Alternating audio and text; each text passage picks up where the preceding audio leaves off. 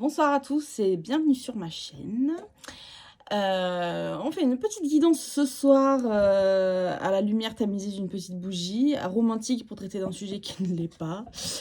On m'a posé une question sur Instagram, c'est « Ça y est, j'ai lâché prise mais je comprends pas pourquoi, parce que j'ai lâché prise, mon renard il est toujours pas là ».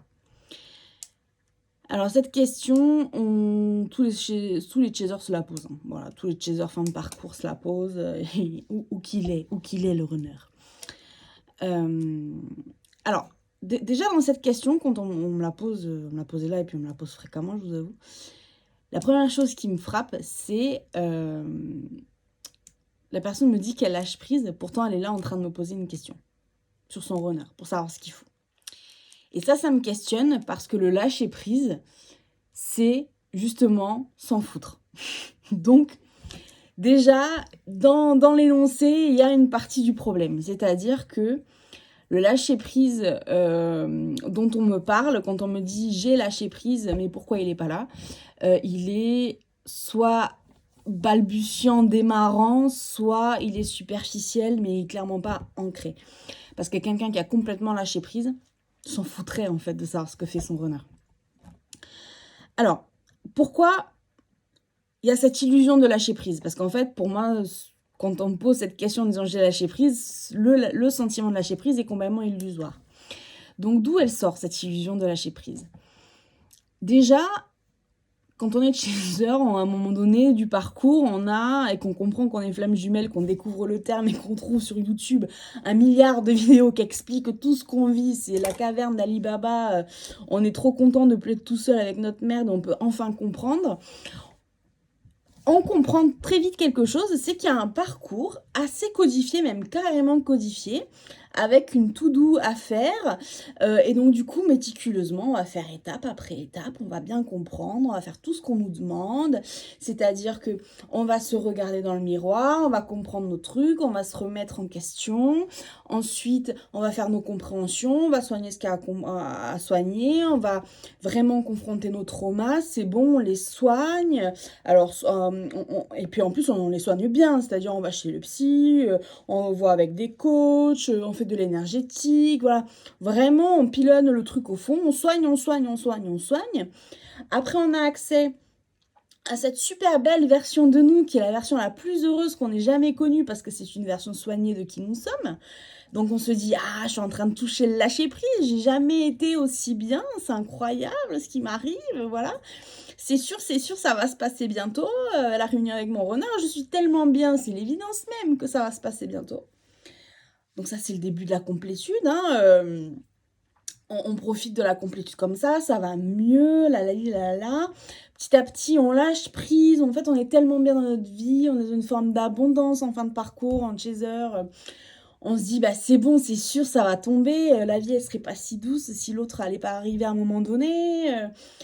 Et puis, le temps commence à redevenir long, c'est-à-dire cette effervescence dont on va tellement mieux dans cette version de nous-mêmes qui est soignée, c'est forcément ça, la fin de parcours. Je suis forcément en train de lâcher prise. De toute façon, c'est ce que toutes les vidéos sur YouTube me disent. C'est bon, j'ai fait toutes les étapes les unes après les autres. Je suis dans ma complétude. On m'a dit que j'y serais, c'est comme ça que je me sens. Donc c'est vrai, les vidéos, elles avaient raison. Et du coup, il est où? Voilà. Alors, petite critique. Je dis pas que alors, je fais des vidéos sur YouTube, donc loin de moi l'idée de vous dire que c'est pas bon. C'est pas ça la question. C'est que le péché de ça, le péché des vidéos YouTube, c'est que quand on présente le parcours de flamme jumelle vraiment comme une to-do, c'est-à-dire étape après étape, très codifié avec des petits schémas, on vous explique le truc, etc.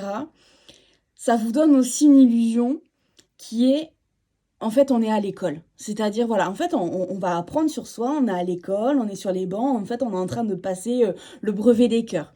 Donc, si je bûche bien, si je travaille bien, ben, j'aurai ma mention, et ma mention, c'est mon renard qui revient. Voilà, c'est un petit peu ça le péché, parce qu'en fait, ce qu'on est en train de faire concrètement, le parcours de flamme jumelle, c'est pas du tout le brevet des cœurs, c'est un putain de Koh-Lanta sentimental. on en chie du début jusqu'à la fin. Vous pouvez pas, je ne vous crois pas si vous me dites que vous n'en chiez pas dans votre parcours. Ça n'est pas vrai. C'est justement pour ça qu'on se retrouve tous sur YouTube en train d'en parler, ou sur Instagram, ou machin, peu importe le moyen que vous avez choisi pour arriver à votre connaissance du parcours, peu importe, mais c'est on en chie, on n'est pas sur les bancs de l'école tranquillement comme ça avec le psychologue Claudine, j'ai tout bien fait, j'ai tout bien travaillé, hein, voilà. Ça ne marche pas. Pourquoi ça ne marche pas? Parce que si c'était entre guillemets si simple, vous ne seriez pas en parcours de flamme jumelle. Le parcours de flamme jumelle, il implique, si vous voulez, une forme de violence, je ne peux pas vous le dire autrement, c'est une sorte de violence émotionnelle, il faut qu'on se fasse violence avec nous-mêmes, et c'est de l'ordre de l'expérience, c'est certainement pas de l'ordre du savoir scolaire, vous voyez ce que je veux dire? C'est-à-dire qu'il faut vraiment se faire violence contre soi, contre notre propre vie, contre nos vies antérieures, tous ces traumas qu'on traîne avec nous dans des énormes valises dont on n'arrive pas, vie après vie, à se détacher, c'est un putain de koh-lanta. Et quand on arrive en fin de parcours, quand la personne me dit « j'ai lâché prise, mais mon renard n'est toujours pas là », c'est l'épreuve des poteaux. Concrètement, c'est un espèce de duel entre le runner et le chaser. Alors, pas l'un contre l'autre, c'est une équipe qui fait... Enfin, comment dire? Voilà, c'est deux participants du même jeu. C'est pas contre l'autre, mais bon, concrètement, chacun sur son poteau, qui va céder en premier, c'est-à-dire, ben voilà, moi j'ai tout fait, donc moi je tiens sur mon poteau, il n'y a pas de problème, c'est l'autre qui doit tomber, vous voyez, et l'autre qui fait, et le runner pense tout à fait l'inverse, donc, voilà, concrètement, quand on me dit, j'ai lâché prise, c'est mon runner, moi je pense tout de suite, épreuve des poteaux, voilà, concrètement, c'est ça l'image. C'est pour ça aussi que moi, j'ai du mal à vous présenter voilà, des jolis petits schémas bien propres pour vous dire, alors vous allez faire ça, ensuite ça, il y aura ça, etc. Parce que justement, je ne veux pas alimenter cette illusion du parcours où en fait, si vous faites bien toutes les étapes, vous aurez votre récompense, vous aurez votre brevet avec mention, il n'y aura pas de souci, vous inquiétez pas, machin. Parce que la réalité des choses, c'est qu'on est dans un parcours qui est de l'ordre de l'expérience, qui est d'ailleurs expérimental, et c'est-à-dire que chaque parcours est différent. Donc, on a tous les grandes lignes, d'accord, ça c'est sûr. C'est parce qu'on a des grandes lignes qu'on se retrouve comme étant flamme jumelle et qu'on comprend qu'on l'est.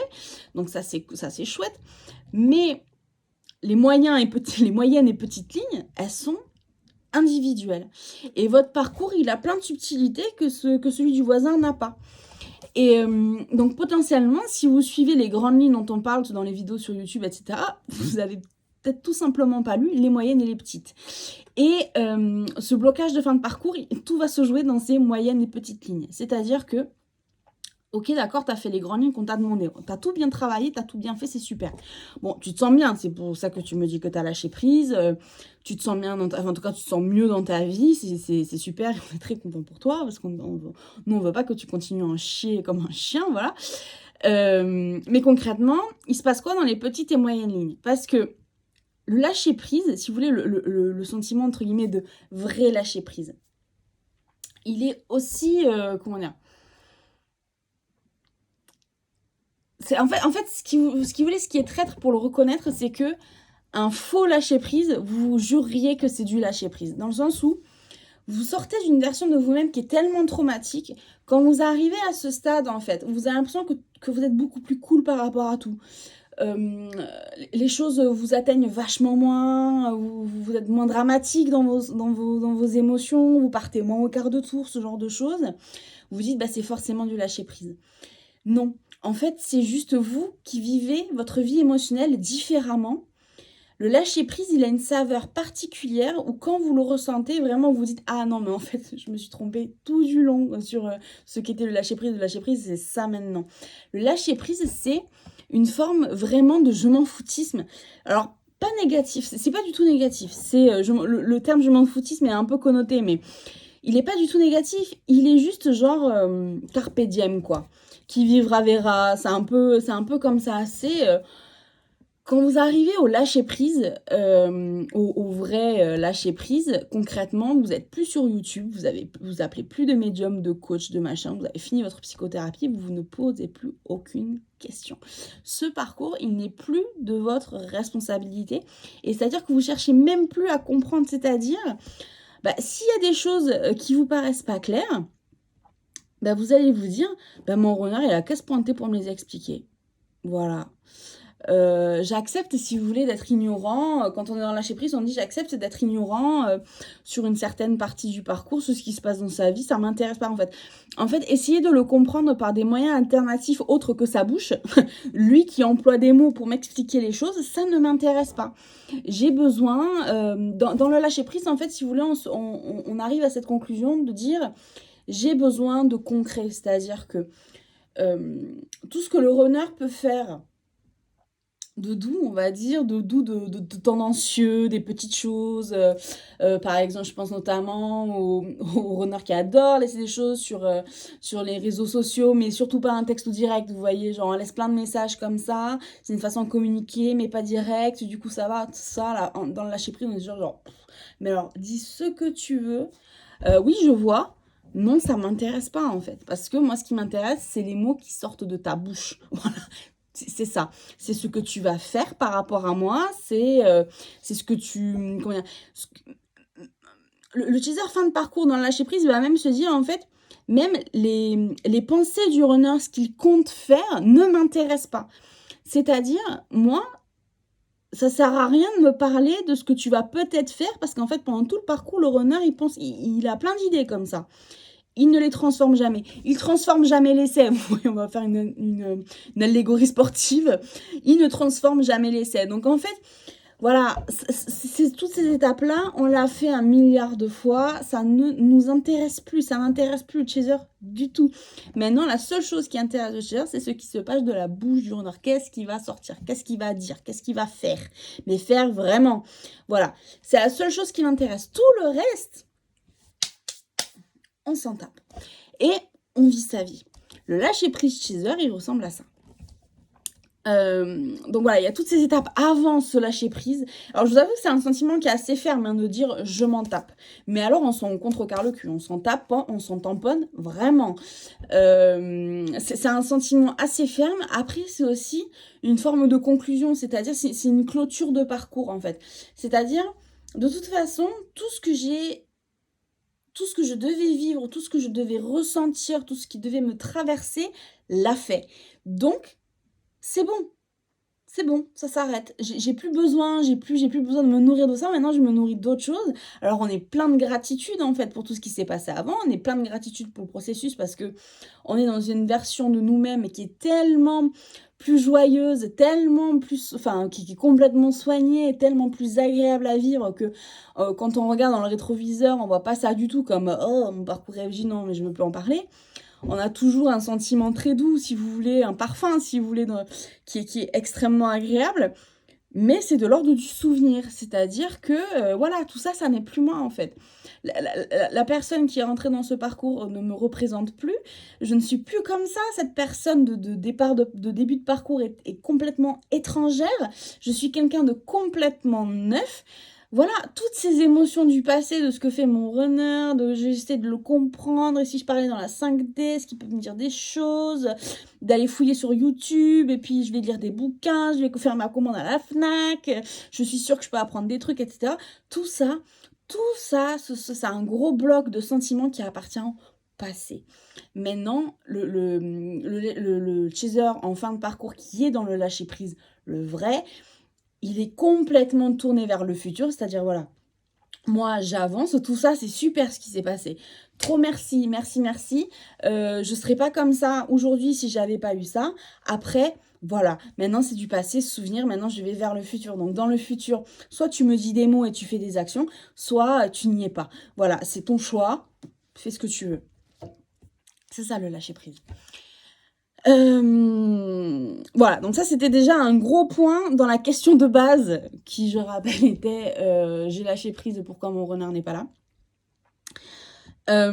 Donc gros point de base, pour moi c'est du mauvais lâcher prise. Ensuite, dans cette question, il est sous-entendu quand même une forme d'attente, c'est-à-dire que l'attente que moi je sens, alors je pourrais pas vous le qualifier parce que c'est vraiment ma médiumnité qui a senti ça, donc je le sens, c'est tout. Ce que je comprends, on va dire, c'est une forme d'attente passive. C'est-à-dire, par exemple, Alors, je suis vachement plus cool avec l'attente de mon runner. C'est-à-dire qu'avant, dans la vieille version de moi, qui n'est plus celle d'aujourd'hui, dans la vieille version de moi, j'attendais, mais genre les crocs comme ça, ancrés dans la table, là, comme ça, genre, comme ça. Il est où mon runner? Je veux mon runner, voilà. Aujourd'hui, je me reconnais plus dans cette image, je me sens beaucoup plus cool, c'est-à-dire que je l'attends, mais ça m'empêche pas de vivre ma vie, la la li, la la la. Cette attente, concrètement, elle empêche le runner, lui, de finir son parcours. C'est un blocage énergétique qui est vraiment énergétique, c'est-à-dire que tant que cette attente, elle est actionnée, il ne se passera rien de l'autre côté. Ça, je vous l'expliquerai dans une deuxième partie de la vidéo, mais on va creuser déjà ce que cette attente, elle fait à l'intérieur du chaser. Si vous voulez, cette attente, elle est révélatrice comment dire, d'un stade de blessure en cours de soins. Elles ne sont pas encore terminées. Le soin n'est pas terminé. Elles sont en cours. Je vais vous expliquer pourquoi. C'est le chaser qui a trouvé un espace émotionnel dans lequel il se contente, en fait. Il se contente de la situation. La situation lui paraît beaucoup plus gérable, beaucoup plus qu'elle ne l'était avant, où vraiment il était comme ça. Là, c'est bon, il se laisse vivre avec, etc. C'est un petit peu, si vous voulez, si je devais vous donner une image, je dis souvent que les chasers dans le parcours de flammes jumelles, ce sont des épouses de marins, vous savez. C'est-à-dire que on les voit partir loin pendant des années, voguer, voilà comme ça, et nous on est comme ça à la maison, en train de regarder par la fenêtre en espérant un jour entendre la sonnette ding dong, c'est mon mari qui rentre, quoi, vous voyez. Donc c'est un petit peu ça. Le problème, c'est que cette version-là du chaser qui attend patiemment derrière la fenêtre, etc., son mari, qui fait, Dieu seul sait, voilà, aux quatre coins du monde, on ne sait pas ce qu'il fout. Cette version-là, c'est une version traumatique. Quand on en sort, en gros, c'est l'épouse de marin qui arrête d'attendre comme ça derrière la fenêtre et qui va faire son petit jardin. C'est-à-dire qu'elle est pas trop loin de la maison, elle est là, à proximité, elle s'occupe, elle fait son truc. Ça veut pas dire qu'elle attend pas son mari. Ça veut juste dire qu'elle s'occupe en attendant, vous voyez. Elle n'est pas partie refaire sa vie ailleurs. Elle n'a pas dit, bah, de toute façon, mon mari, en fait, ça fait 15 ans que je ne l'ai pas vu, mon marin, là, mon sailor, là, donc il est très joli avec son petit pompon, son petit chapeau pompon, mais moi, en fait, je ne le vois pas. Donc, en fait, ce que je vais faire, c'est que je vais vendre la maison, je vais aller m'en acheter une autre, parce que celle qu'on avait achetée ne me plaît pas beaucoup, donc du coup, je vais aller en acheter une autre qui me plaît un petit peu plus, et puis de toute façon, voilà, je laisserai un écriteau sur la porte en disant coucou chérie, j'ai déménagé à telle adresse, retrouve-moi là-bas, quoi. Concrètement, c'est ça le goal, vous voyez.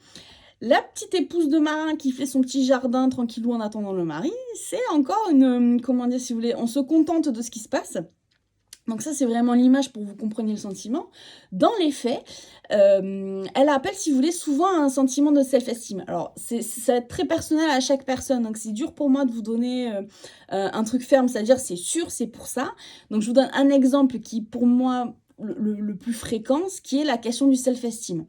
Par exemple, c'est un chaser qui avait son self-esteem complètement pété, il l'a regonflé un petit peu, il n'est pas encore gonflé à bloc vraiment, mais il est un petit peu mieux. Et il va se dire, en fait, voilà, pendant longtemps, je me suis dit, de toute façon, je suis pas assez bien pour mon runner, etc., machin. Aujourd'hui, je me satisfais, je me contente du fait que je suis flamme jumelle, c'est-à-dire, de toute façon, on se correspond, sinon on ne serait pas flamme jumelle. Je comprends pas trop pourquoi, mais bon, je fais confiance au lien, je suis dans le lâcher prise, c'est cool, je crois, je fais confiance, etc., machin, machin. C'est un peu pété, c'est-à-dire que le teaser dans ce cas-là, si vous voulez, il n'est pas convaincu d'être, comment dire, d'être au top de lui-même. Il n'est pas convaincu d'être vraiment la personne qu'il faut à son runner parce que lui, en tant que chaser, enfin en tant que personne, si vous voulez, sa nature profonde est géniale. Il est trop bien avec lui-même. Non, il se contente un petit peu, je comprends pas trop, ça passe, ça va mieux. Mais comme ça va mieux, c'est un petit peu comme lâcher prise, c'est-à-dire que comme ça va mieux qu'avant, on s'illusionne du fait que bah, c'est ça la finalité. Non, c'est juste que c'est un petit peu mieux qu'avant, mais il y a encore du mieux à aller chercher. C'est vraiment ça le truc. Donc par exemple, pour vous donner un exemple, qu'est-ce que je peux vous dire par exemple de quelqu'un, d'un chaser, qu'est-ce que je peux vous donner comme exemple? Par exemple, imaginez un runner vraiment donjon, voilà, qui plaît énormément, voilà, qui attire plein de choses. Lui, il a pas de problème pour rencontrer des meufs et tout ça, machin. Sa chaser, elle est un petit peu plus commune, on va dire. Elle a une beauté beaucoup, une beauté un peu plus confidentielle, on va dire ça comme ça. Alors lui, il adore, hein, c'est pas la question, mais elle se dit, bah oui, mais lui, il est tellement beau, ben moi, avec mon double gras, avec ma petite fesse un peu flasque, bon oui, non, je suis pas si pire, mais bon, je suis pas un canon, quoi.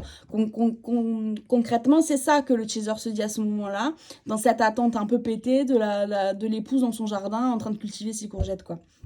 Dire genre, ouais, je suis pas ouf, etc., machin. Le chaser fin de parcours qui aura regonflé son self-esteem, il va dire en fait, c'est quoi, mon renard, il est toujours pas là, donc il peut être donjon avec qui il veut, moi je m'en contrecarre le cul. Ma triple fesse et moi, on lui dit comme ça. Genre, nous, on va aller chercher quelqu'un qui adore ma triple fesse et en fait qui l'adore tellement qu'il a envie d'être là. Vous voyez? C'est ça le lâcher prise. Donc c'est cette version de nous-mêmes où on se contente en fait de la situation en disant on y trouve des avantages, c'est-à-dire que l'épouse de marin, voilà, qui fait son petit jardin au soleil l'été, etc., sa vie elle est plutôt douce, elle est agréable.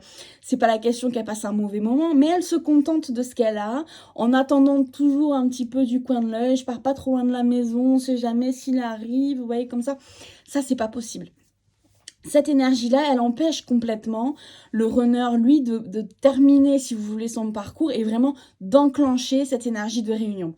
L'énergie de réunion qui va faire ramener potentiellement le runner, elle se déclenchera vraiment quand le chaser sera à fond dans son self-esteem et qui va imposer des limites avec lui-même, ce qui est de dire, moi je n'attends personne, soit la personne elle me choisit comme je suis indépendamment de qui mon runner est, je m'en fous de savoir s'il est beau comme un don juan, je m'en fous de savoir si mon runner, lui, il a besoin de, comment dire, de belles voitures, de belles maisons, et moi j'ai pas ça, je peux pas lui donner, mais je m'en fous complet. Moi, je suis sa flamme jumelle, ok, très bien, mais en fait, ça me fait une belle jambe. C'est-à-dire que moi, en tant que personne, je mérite qu'on me choisisse, etc. Je mérite qu'on me dise des jolis mots, je mérite qu'on me joue la romance, etc. Machin. Je mérite pas d'attendre ad vitam aeternam dans ce jardin à cultiver des courgettes. Voilà. Donc, c'est quand le chaser va lancer dans le lien cette énergie de dire c'est soit tu me prends et tu me prends maintenant exactement comme je suis et moi j'arrête de me poser des questions. Il n'y a plus de piédestal entre toi et moi. Il n'y a plus de waouh, toi t'es trop beau, machin, machin, et moi je suis un petit peu moins, mais en même temps je suis quand même pas si mal, moi aussi je mérite un peu. Tout ça c'est fini. C'est vraiment quand il y aura cet aplomb, si vous voulez, comme ça, jeté dans le lien de façon énergétique, que le runner va pouvoir arriver vers son énergie de réunion. Donc voilà, donc ça c'était un gros morceau déjà sur cette question de j'ai lâché prise, pourquoi mon runner n'est pas là. On a parlé du chaser, maintenant parlons du runner. Alors, pourquoi le runner ne rentre pas dans son énergie de réunion?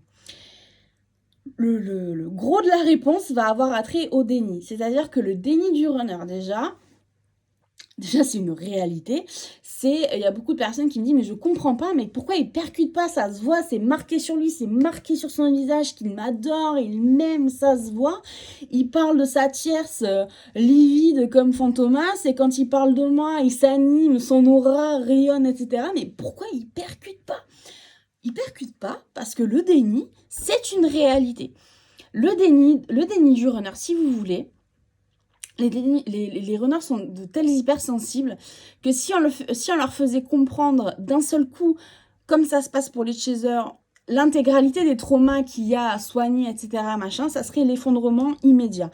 L'effondrement psychologique, c'est-à-dire c'est beaucoup trop et on risquerait très gros. C'est-à-dire que si le runner comprenait tout d'un coup, on partirait sur des idées suicidaires, etc., pas ouf, vous voyez. Donc en fait, si vous voulez, là où la source pour le chaser va choisir de tout lui révéler d'un coup, c'est-à-dire il va faire une nana comme ça, il va tomber, voilà tous tes problèmes et maintenant tu te démerdes, et le chaser dans sa nana va vraiment genre dans la galère va dire ok alors attends je vais organiser tout ça, alors par quoi je commence, ok alors je vais mettre ça d'abord, ensuite je vais faire ça, ensuite je vais faire ça, ensuite je vais faire ça, je check, concrètement la nana du chaser c'est ça. on peut la nana du chaser, ouais, c'est ça.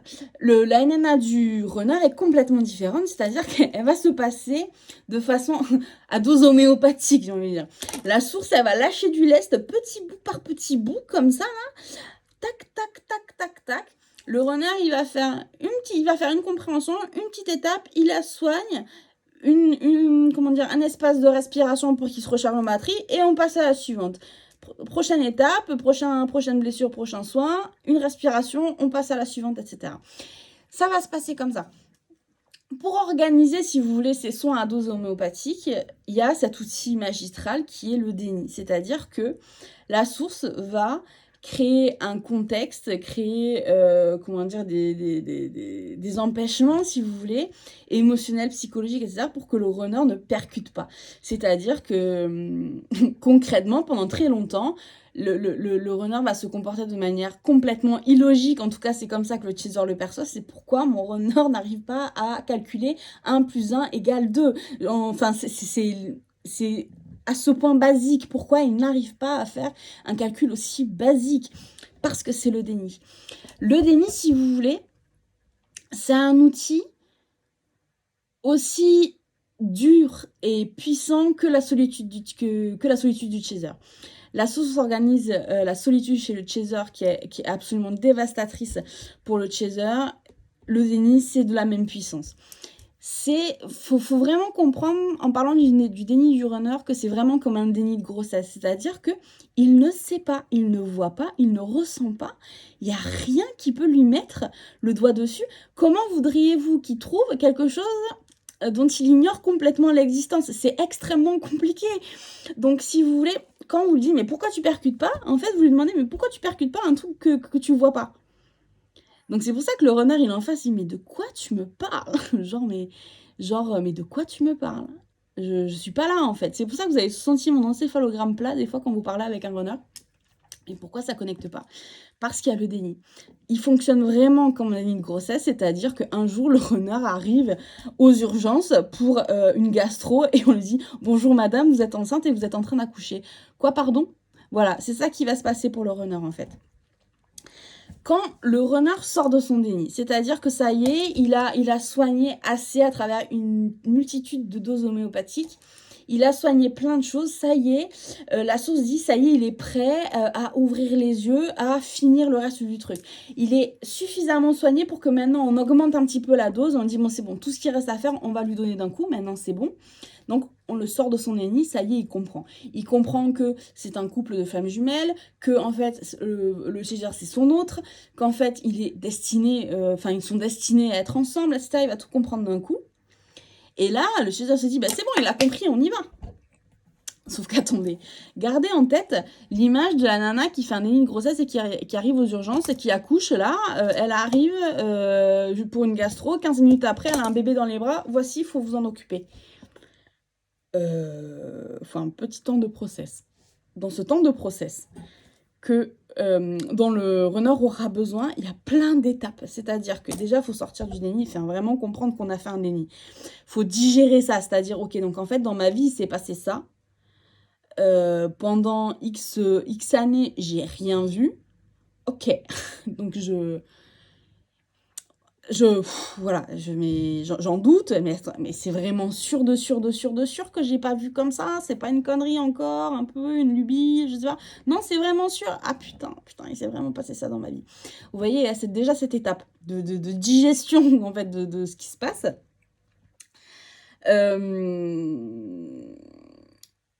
Après, si vous voulez, faut comprendre les tenants et aboutissants, faut comprendre ce qui reste à faire, c'est-à-dire, ok, donc si j'ai fait tout ça, on est en train de se refaire le film de ce qui s'est passé, on dit, mais putain, ah ouais, donc en fait, moi j'ai fait ça, mais ça, maintenant que je vois, ben, j'aurais fait autrement. Culpabilité, voilà. Comment on répare ça? Faut réparer, faut rapiécer, faut machin. On va donner beaucoup d'énergie à ça. Mais ça, c'est quelque chose que le runner va faire tout seul. Voilà, faut comprendre face à lui-même, si vous voulez. Une fois qu'il aura refait le film un petit peu comme ça et faire, la liste, le listing vraiment de l'étendue du drame et qui s'est passé pendant son déni, de ce qu'il peut faire par rapport à ça, va falloir qu'il va commencer à y réfléchir. C'est-à-dire qu'il va pas arriver à rentrer en action tout de suite dessus. Il va se dire, ok, donc en fait, il s'est passé tout ça. J'ai le sentiment que maintenant, j'ai plus trop vraiment le droit de merder parce qu'en fait, j'ai quand même beaucoup merdé avant. Donc, comment je vais le faire? Déjà, pour que ça passe auprès de mon chaser, pour que ça passe auprès de moi aussi, parce que franchement, là, j'en ai plein le dos, quoi. Donc, comment on peut trouver un compromis? Qu'est-ce que je peux faire? Voilà. Vous voyez, il y a toute une phase de réflexion comme ça qui est de lui face à lui-même, hein, dont le chaser ne sera pas du tout au courant. Et en fin de fin, une fois que ça y est, il a passé tout son listing de la liste des drames, des choses à faire, des choses à réparer, etc., qu'il a à peu près décidé ce qu'il comptait faire pour chaque, etc., il faut passer en action. Et passer en action, c'est compliqué. Comment dire? Et ça, il n'y a pas de garantie par rapport à ça. C'est pour ça qu'on dit toujours, genre, on ne sait pas si vous aurez réunion ou pas.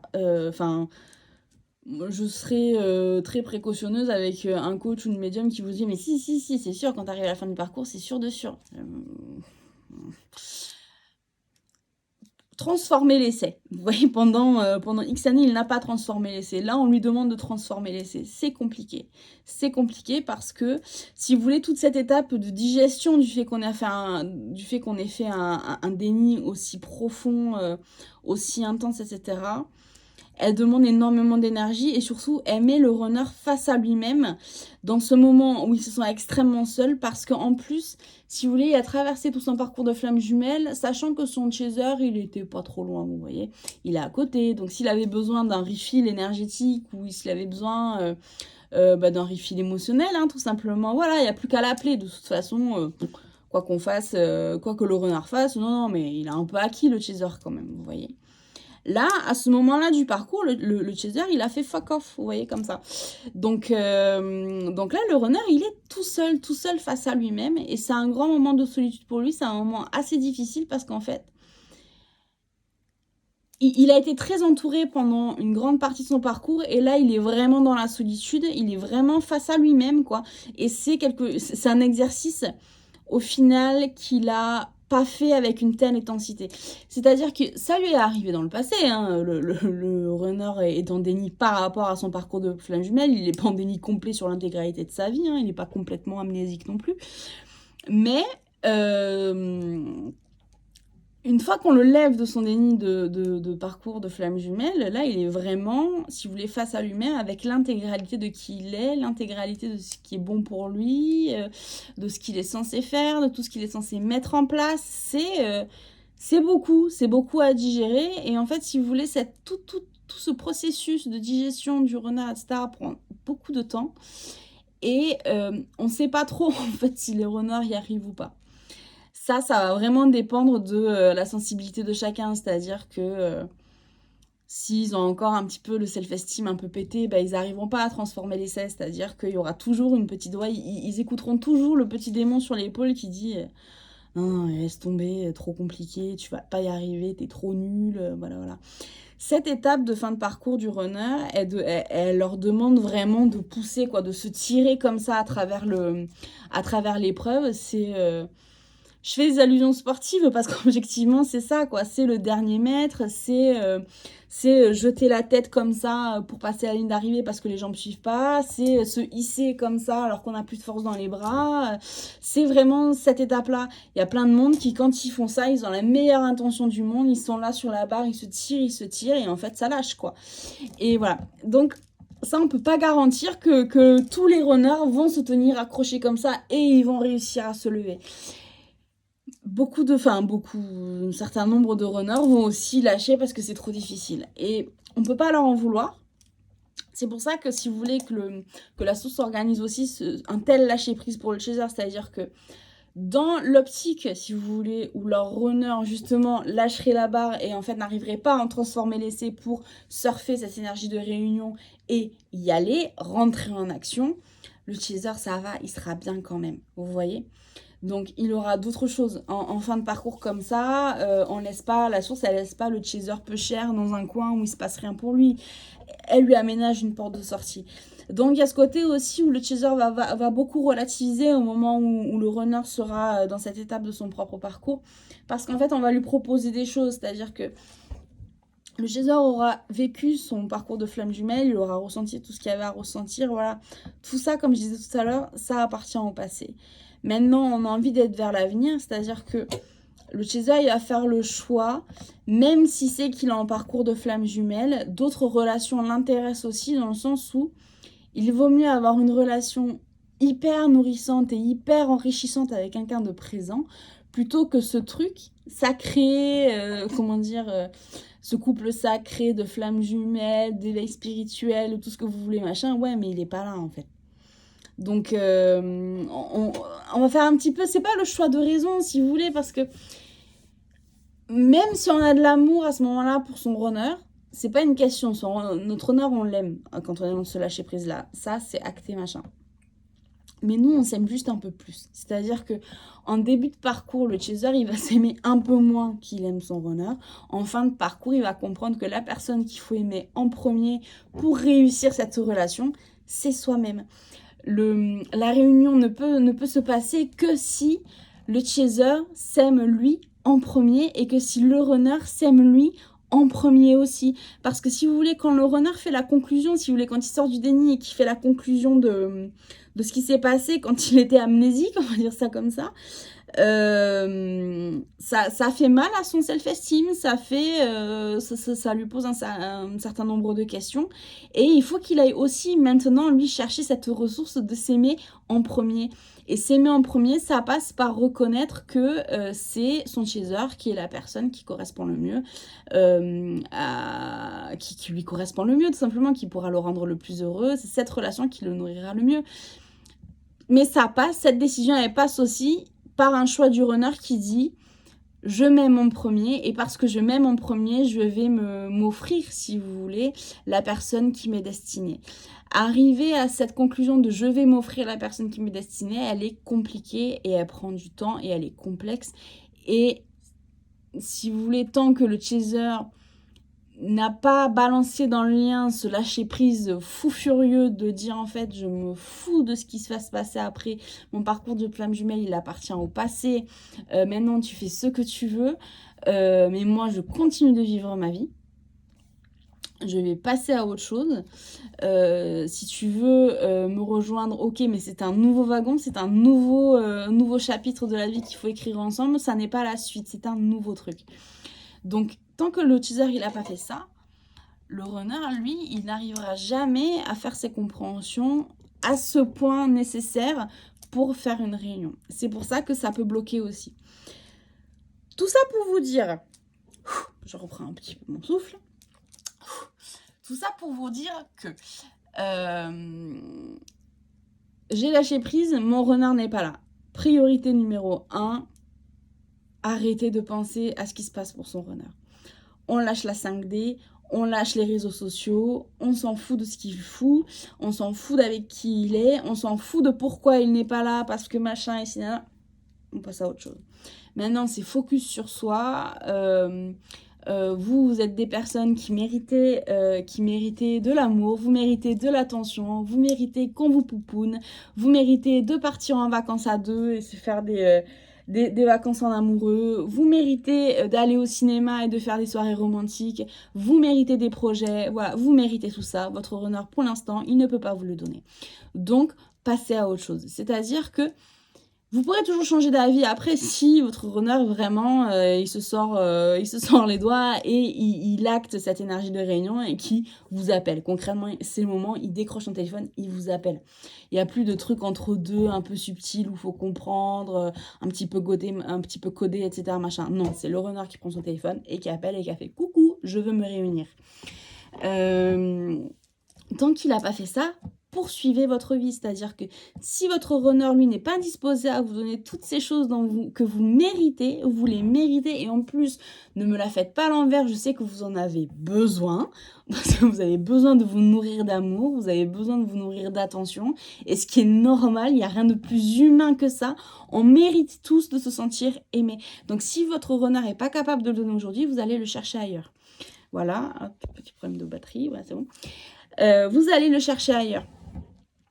Tant que vous n'avez pas ça, vous irez pas plus loin et votre runner, il risque pas de revenir. Donc, step numéro 1, vraiment, focus sur soi, focus sur ce que le runner est vraiment capable de donner aujourd'hui. S'il n'est pas capable de donner aujourd'hui, vous avez le droit d'aller voir ailleurs, de chercher autre chose, ou simplement juste de vous détacher, de se dire, bah, je suis bien obligée de reconnaître que c'est pas mon runner qui me donnera ça. Donc je sais pas qui va le faire, je sais pas comment on va le faire, machin, mais je reconnais juste que bah, là, tout de suite, maintenant, bah, c'est pas mon runner. Donc faites de nouveaux projets avec vous-même si jamais vous vous projetez pas dans d'autres relations. Faites, je sais pas, lancez ce business dont vous rêviez depuis tellement longtemps. Faites tous ces do-it-yourself qui vous font rêver aussi. Voilà. Faites ce voyage en solo que vous adoreriez faire avec votre autre, mais comme l'autre est pas là, ben c'est pas grave, vous prenez votre valise et vous vous cassez, vous avez besoin de personne pour prendre un hôtel et kiffer, visiter telle ville ou aller aller nager dans telle plage. Vous voyez, faites-le ce voyage toute seule, vous voyez. Donc faut prendre ces dispositions-là de se faire du bien à soi et de toute façon, tant que vous faites pas ça, la réunion, elle s'enclenchera pas. Le runner ne pourra pas du tout enclencher la première étape qui est sortir du déni. Tant que vous n'avez pas lancé ça, ça n'arrivera pas. Voilà. Et une fois que vous êtes bien requinqué comme ça à faire tous ces projets pour vous, vous êtes bien saucé là, on fait la grosse régalade. Après ça, une fois que vous aurez terminé de vous occuper, si vous voulez, à essayer de pousser comme ça pour aller chercher une autre vie, aller chercher de nouveaux projets, etc., machin, essayez de simplement, voilà, conjuguer votre parcours au passé. S'accorder, si vous voulez, l'idée que ça puisse être fini comme ça. S'accorder le fait que si c'est terminé comme ça, c'est pas dans l'amertume, c'est pas un regret, c'est pas un échec. C'est, comme je vous disais tout à l'heure, on n'est pas en train de passer le brevet des cœurs, et si le runner, il est pas là, ça veut dire qu'on n'a pas le brevet. Non, le fait que vous êtes bien avec vous-même, c'est ça, en fait, la mention au brevet des cœurs, vous voyez. Donc c'est cette relation, si vous voulez, que le runner, il vienne ou pas, ce parcours de flamme jumelle, de toute façon, il va vous permettre, en fin de parcours, d'être tellement mieux avec vous-même. Il va vous permettre de toucher un bonheur que vous n'avez jamais connu avant, parce que vous viviez dans une version traumatique de vous-même. Aujourd'hui, vous vivez dans une version soignée, et ça fait toute la différence. Cette version soignée de vous-même, elle peut kiffer la vie avec son runner, avec quelqu'un d'autre, tout seul. On s'en fout, mais elle va kiffer la vie, en fait. Donc, vous avez le droit de dire, ben voilà, il s'est passé ça dans ma vie, j'ai eu un parcours de flamme jumelle, c'était ouf, c'était dingue, mais c'est fini. Et c'est un super souvenir, c'est le meilleur des souvenirs, mais vous avez le droit, si vous voulez, de vous en souvenir comme ce voyage de dingue que vous avez effectué quand vous êtes parti faire le tour du monde pendant 3 mois. Où est-ce que je veux dire, bah, ça a duré 3 mois, maintenant c'est terminé. Ça veut pas dire que le souvenir il est pas bon, ça veut pas dire que vous vous en souvenez pas avec beaucoup d'affection, d'amour, etc., machin, mais c'est un souvenir, voilà. Donc autorisez-vous à faire de votre parcours un souvenir, et de toute façon, si votre runner il a envie de se pointer, bah normalement il est censé savoir comment vous parler en fin de parcours pour que ça arrive. Donc voilà, faites-lui confiance. Et sur ce, je vous souhaite une très bonne nuit.